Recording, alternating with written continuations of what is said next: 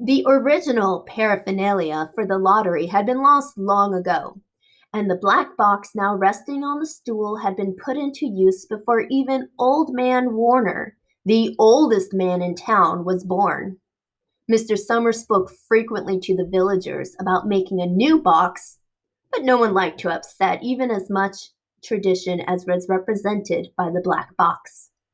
There was a story that the present box had been made with some pieces of the box that had preceded it, the one that had been constructed when the first people settled down to make a village here.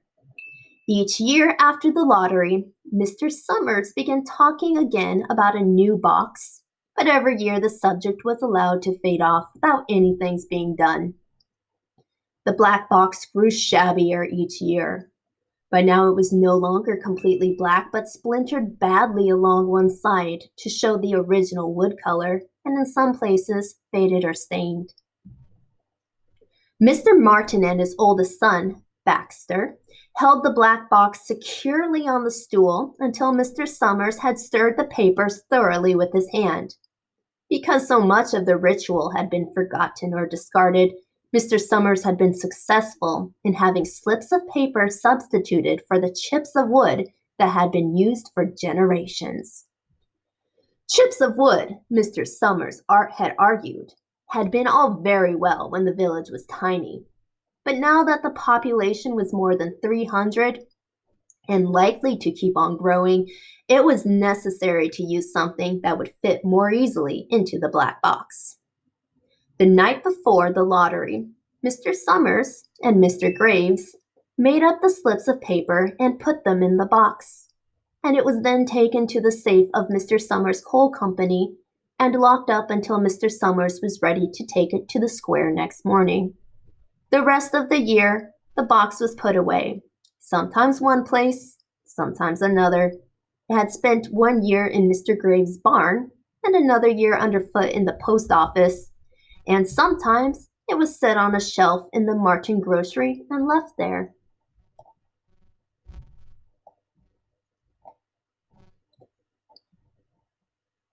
Let's look at this new picture.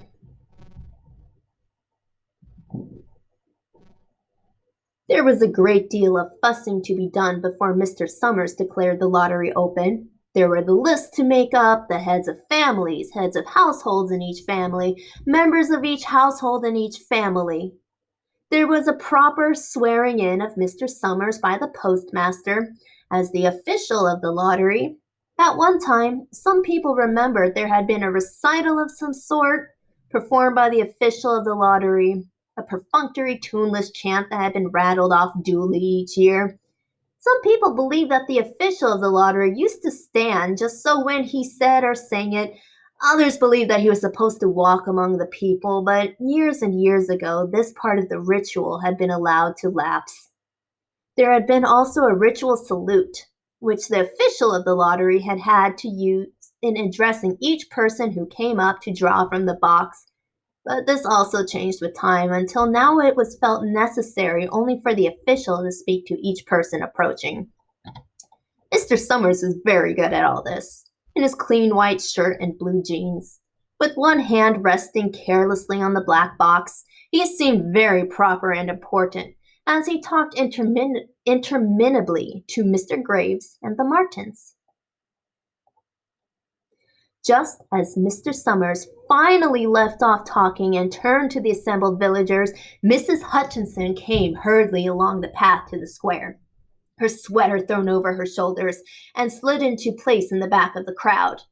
"Clean forgot what day it was," she said to Mrs. Delacroix, who stood next to her, and they both laughed softly.